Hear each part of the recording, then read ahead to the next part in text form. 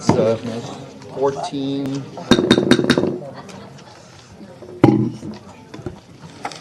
Good evening, and we're reconvened for the evening session of the regular City Commission meeting. Looks like there are no scheduled presentations for this evening. There's one. Where's one? Echelon. Yes. So we want to do commission. We're going to do this first? Okay. All right. I'm sorry. Next item pertaining to the construction and safety issues concerning the Echelon property. Call upon Cindy Lang, Lottie Verano. Please forgive me if I butchered your name. From Essex House Residences to make the presentation.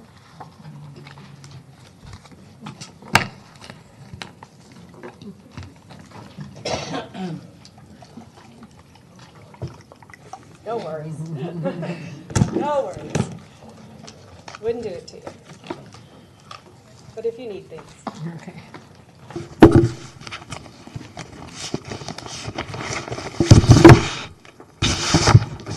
It's me, sorry.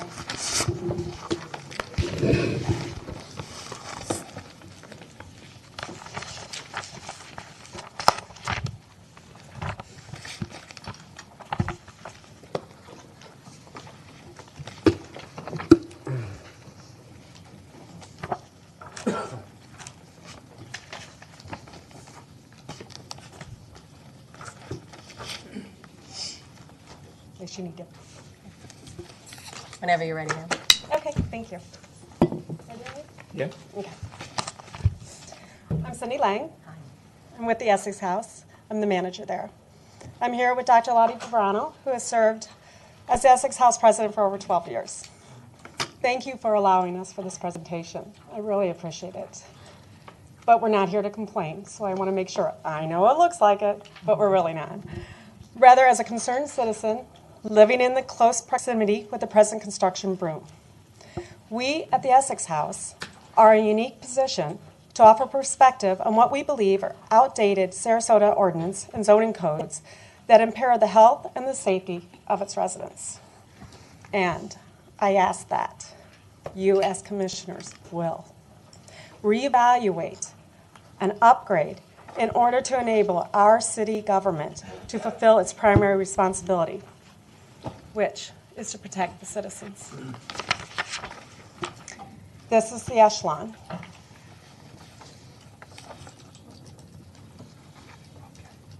This is the Echelon, sitting lot line to where we live, the Essex House. This was approved by the current Sarasota ordinance and zoning codes. They gained their permit through the administrative approval and zero lot line acceptance. I'm going to turn the presentation over to Lottie so he can discuss our issues and our concerns to you guys. Thank you. Thank you. You can clearly see that the back of Essex from Palm Avenue. Echelon is partially hidden by the trees. I want to direct your attention to this road depicted by the red arrow, which belongs to Essex and serves as a backdrop for most of what will fall. 50% of our 150 residents either walk or drive this road daily. This is a close-up of that area. Essex property goes beyond the wall to the Echelon, which forms the common boundary, and you can see the Echelon building outlined in blue. Here you see a 25 to 30-pound metal support post fallen from about the 8th floor level of the Echelon, narrowly missing 3 of our residents, who obviously were visibly shaken. Note the bend in the post. This signifies the force with which it landed. Your handicap would be no more, nor would you if you just happened to exit from your car at that time. Hazards falling from Echelon come in all materials and all numbers. Here are at least a dozen wooden 2x4s, all with protruding nails. More of the same landing near our garage and near our side door entrance. As mentioned previously, hazards in all numbers and all materials. First you had one metal bar, then you had 12 wooden 2x4s. Now we have 3 plastic trash buckets, all falling on that driveway, to which we pointed out at the very first slide. Not only is our driveway under attack, note the broken window outlined by the red circle. This was from a highly energized metal rebar fragment, which flew off a high-speed radial saw, causing this near catastrophe. Inside, you can again see the cracked window. These vertical shades were closed at the time, and they failed to prevent the flying glass shards from reaching the bed and the floor. This resident has since left. This time it was a flying 4x8 piece of plywood, also with protruding nails, narrowly missed this resident. A building net requirement would have blunted these dangerous occurrences. This is the height of recklessness.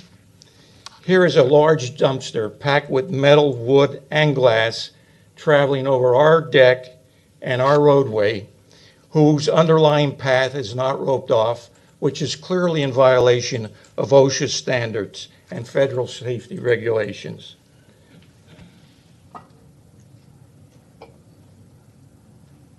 From dangers to damages, note the cement splatter over our 4-month-old pavers. This is a result of a concrete pour blowout. Concrete pour blowouts occur when concrete is poured at too rapid a rate and the form to which it is going breaks, splattering concrete all over the underlying areas. Here is concrete splatter from another blowout over our building, over our deck, over our entrance doors. Building engineers tell me that the high pH of cement will compromise the waterproofing barrier of the building even if after the concrete has been removed. Another concrete pour blowout. This is one of many, many cars that were similarly affected. This was not the only car. Neighbors next to construction sites must not serve as waste receptacles. Now, if the audience thinks that only Essex is under attack, think again. This is one of many cement trucks cleaning its residue. And now you can see the city drains pointed by the red arrows. Now this concrete mess becomes the city's concrete mess. Note, I think it's also safe to say that drain overflows and their contents can find their way into the bay. This was under our driveway. This was a totally brand new drain pipe that went into the Essex driveway about 4 months before the new construction was started. Notice that it is more than half plugged with concrete. This is a city drain not too far away from the pictures I showed you. Note the water pooling, because it is plugged with concrete just like I just showed you. Those white substances that you see rimming that drain are concrete, blocking the drain. Mosquitoes, this forms a nice nest for mosquitoes. I'll be finishing shortly, the mosquitoes will not be confined by Essex boundaries. This is my wrap up here. The commission and the audience have seen evidence of inadequate safety measures. Updated ordinances, codes, and amendments empowering city staff must be implemented in the near future. The safety, health of all Sarasota residents depend on it. We have a few recommendations. The commission and this audience have been presented with evidence of inadequate safety measures. Updated enforcement codes and amendments must be implemented before a resident gets killed or maimed. We would recommend a protective wrap on all buildings taller than 5 stories. 0 lot line approvals is inherently dangerous and cannot be done without trespassing. Consider it removing it from the code in residential areas. Place enforceable checks and balances into administrative approval. Add stormwater filters to protect our bay. Cranes and their trolley travel must be regulated. The safety of your citizens and their quality of life depend on your involvement in these issues. Thank you for allowing me that extra minute or two. If you'll kindly pass those recommendations to the clerk so that we can have that first. Sure. Thank you so much.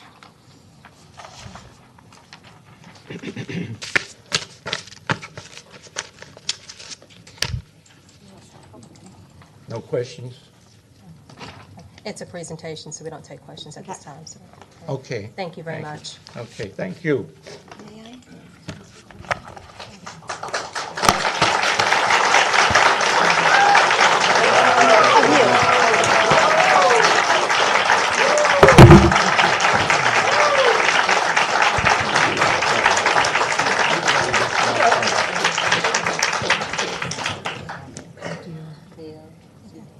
Okay for Commissioner to make comments, Okay. but you're appropriate in terms of. Right, Yes. right. Commissioner Hancock. I just wanted to thank Alati and Cindy for making that presentation. I wanted to thank all of the residents and the neighbors that have documented this and put an incredible amount of time in bringing this situation in front of the City Commission. It's destructive and it's dangerous, and I thank you for bringing that to our attention before somebody gets hurt or something serious happens. And I look forward to future discussion with the Commission about this. And would it be appropriate for me just to ask at this point for the people who support this just to stand and not speak? I think we heard it by their applause, but I mean, it's fine. So, sure, please stand. Thank you. I think it's a testament to how important this issue is. Right. Thank you for taking the time to come this evening. Appreciate it.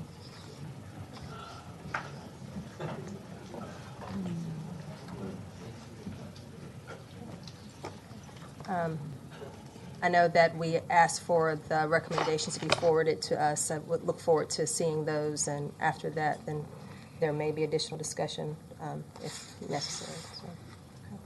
All right. So, commissioners, okay.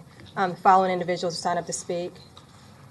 Yes, I'm sorry. I can see that there is something going on with Commissioner Ahon Koch, and I believe the ideal is that you wanted to see if there was consensus to defer to administration to bring back at a later date? Yes. Okay. Okay. Which is permissible in terms of, that is the only thing that you are able to do. So, in fact, what she's asking is to have administration look into it and at a later date, have it as a scheduled agenda item if, in fact, the commission wished to take further action or any action. Is there consensus at this time? Yes. Yes. Okay. Thank you. Will do. Thank you. Now, can we go into public comment? Yes. All right, I'm sorry. The following individuals are signed up to speak. Barbara Campo.